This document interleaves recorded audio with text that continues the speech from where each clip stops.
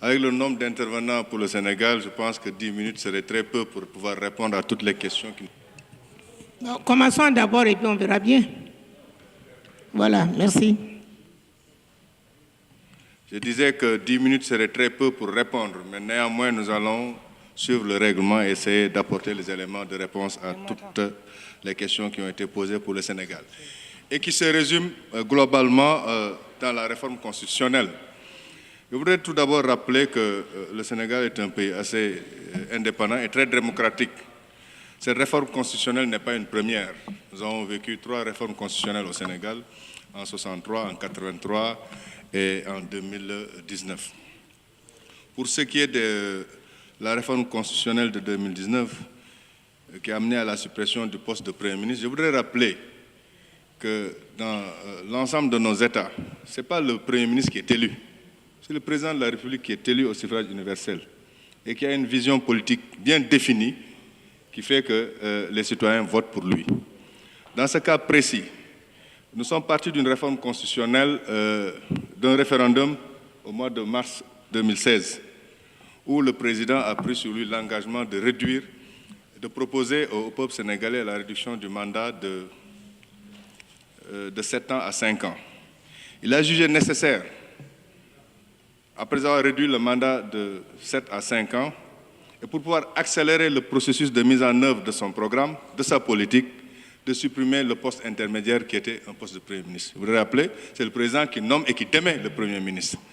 Donc le Premier ministre n'a pas un pouvoir institutionnel. C'est le gouvernement qui a peut-être un pouvoir institutionnel, mais le Premier ministre n'a pas un pouvoir institutionnel au Sénégal. Donc rien n'altère la démocratie dans ce pays si le Premier ministre est supprimé. Il va aller très vite, il va aller dans un mode, ce qu'on appelle le fast-track, pour être plus près des populations, pour être plus près des ministres nommés, afin de pouvoir marquer une transformation publique qui coïncide avec ses attentes et les attentes des citoyens. Voilà un peu ce qui a amené à ce poste de suppression du Premier ministre. Et dans cette suppression, il a voulu renforcer les pouvoirs de l'Assemblée nationale. Le président était le seul à pouvoir décider de la dissolution de l'Assemblée nationale, après 2 ans. C'est ça que donnait la Constitution. Aujourd'hui, avec les changements institutionnels qu'il a proposés, le président de la République n'a plus le pouvoir de dissoudre l'Assemblée nationale. Ce qui fait que l'Assemblée garde donc toute sa plénitude en exerçant ses pouvoirs constitutionnels, qui est de légiférer, de contrôler le gouvernement et d'évaluer les politiques publiques comme le définit la loi. Je pense que ça, c'est une avancée très majeure dans le Sénat. Aussi, en contrepartie, l'Assemblée n'a plus de pouvoir de dissoudre aussi le gouvernement. Étant donné qu'il n'y a plus de Premier ministre qui définit la politique du gouvernement, le président le définissant lui-même, il n'y a plus d'échelon intermédiaire pour permettre à la dissolution d'un gouvernement. Pour ce qui est de la question de Mme Daffé, concernant la nomination d'un ministre qui peut être député, je pense que c'est un changement majeur. Auparavant, un ministre pouvait être député, pouvait conduire une liste et démissionner immédiatement après l'installation de l'Assemblée. Tel n'est plus le cas. Le ministre, quand il est nommé ministre et qu'il fut dans la liste des députations, il peut rejoindre son poste de député après avoir été démis de ses fonctions au niveau du gouvernement. Voilà la réforme.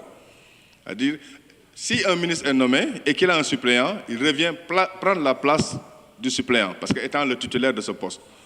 Mais il ne peut pas y avoir de cumul entre un ministre et un député. Ce qu'il y a aussi lieu de préciser, c'est une loi organique qui va définir très prochainement peut-être les conditions de passage du ministre à sa fonction de député. Bon, elle a aussi demandé qu'il va coordonner l'activité gouvernementale. Je pense que tous nos États sont très bien organisés. Un président de la République, même s'il n'y a pas de Premier ministre, c'est lui-même qui définit l'intérim qui suit quand il doit bouger ou quand il doit voyager ou être dans d'autres activités. Pour ce qui est de l'historique Badiaga, je pense que j'ai déjà répondu à cette question. Pour l'encours de la dette, je voudrais préciser pour mon ami Ouattara qu'il n'y a pas d'équilibre. Entre 2017 et 2018, les chiffres sont exacts. En 2017, nous étions à 5 848 d'encours et en 2018, nous étions à 7 039, qui est cumulé par la dette extérieure et la dette intérieure. C'est vrai que le Sénégal apporte beaucoup de subventions pour juguler un peu la hausse des prix de certaines matières premières et ça a un coût sur l'économie du pays.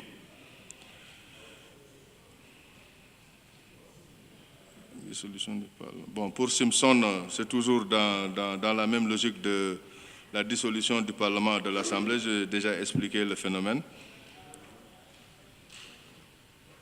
Badiaga nous parle aussi, c'est Simpson aussi qui parle des prélèvements communautaires. Depuis 2017, le Sénégal est à jour de ses cotisations. Le Sénégal est à jour des cotisations. Les arriérés ont fait l'objet d'un planning et nous sommes en train de payer tout ce que nous devons à la communauté. Barreau aussi est revenu un peu sur le CEREC de la dissolution du poste de Premier ministre. Je lui ai fait un peu un résumé. C'est pour permettre aussi à mes autres collègues de pouvoir répondre à certaines questions. Je m'en vais laisser un peu à mon ami Wilan, ensuite Ibrahim Babassal ou Limata Guiro pour compléter certaines questions. Je pensais, merci bien. Madame la Présidente, mes chers collègues, je voudrais, après avoir félicité mon collègue Souleymane Ndoye pour la qualité de son rapport et la concision du texte, qui n'en demeure pas moins complet, indiquer que en 1963, déjà, le poste de Premier ministre avait été supprimé du dispositif institutionnel, en tout cas gouvernemental, pour être rétabli à M. Pandra Badiaga.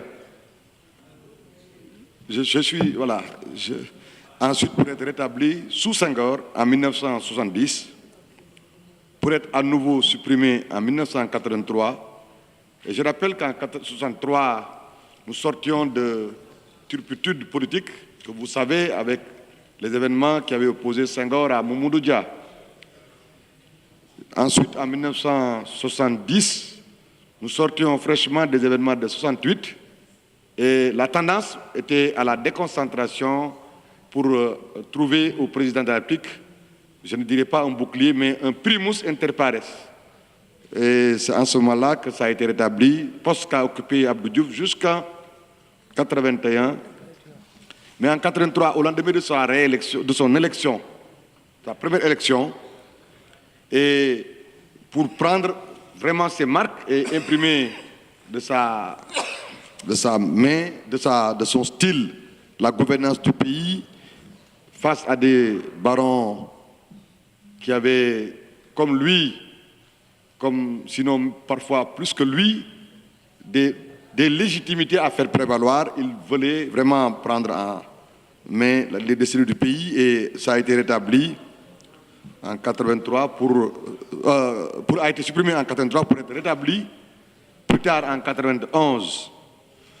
Et le président Macky Sall a été d'abord, je vous ferai l'économie de vous dire qu'il fut directeur général, ministre d'État, mais il a été Premier ministre. Puis devenu président de la République, il a eu à travailler avec au moins 3 premiers ministres, dont celui qui est actuellement aux responsabilités. Et après la réforme constitutionnelle de 2016, qui réduit le mandat du président de la République, tenant compte du délai très court de 5 ans pour donner corps à une vision politique et mettre en œuvre et faire disparaître, pas un verrou, mais une étape dans l'instruction. Il n'y a pas eu de conflit entre Macky Sall et son Premier ministre actuel. En tout cas, connu. Mais il peut arriver qu'un ministre reste longtemps sans voir le président de la République. Et que dans la mise en œuvre des politiques publiques qui lui sont confiées, recevant les instructions du président de la République qui passent par le Premier ministre, souvent il peut être confronté à des situations où il a besoin de l'arbitrage ou de l'avis du président pour avancer ou pour évoluer dans tel ou tel sens. Et le Premier ministre, sous le poids des charges, peut avoir des difficultés, en tout cas, il peut y avoir des lenteurs. Et le président veut aller vite et bien. Et mes chers collègues, au Sénat... Honorable Villan, vous avez 10 minutes. Je vous donne exceptionnellement 3 minutes pour clore, s'il vous plaît.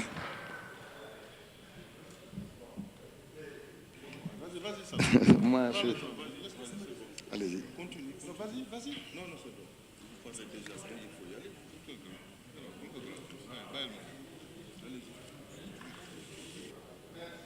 Merci Madame la Présidente. De toute façon, comme je vous l'avais dit, les questions étaient tellement nombreuses que pour répondre à toutes les interpellations, il nous fallait plus de 10 minutes. Mais je voudrais préciser que le Sénégal reste un exemple de démocratie. Mais qu'on parle quand même, il y a des mots qu'on n'ose pas utiliser dans ce Parlement. Parce que quand Mme Nembali parle de trahison à un peuple, c'est extrêmement grave et nous dénonçons vraiment cette prise de parole de Mme Nembali. Pour ce qui est de la non-publication dans le texte des présidents, je pense qu'il faut bien lire le texte. Nous avons bien précisé que 12 chefs d'État de la CEDEAO étaient à la prestation de serment du président de la République. Les autres que nous avons cités ne sont pas de la CEDEAO.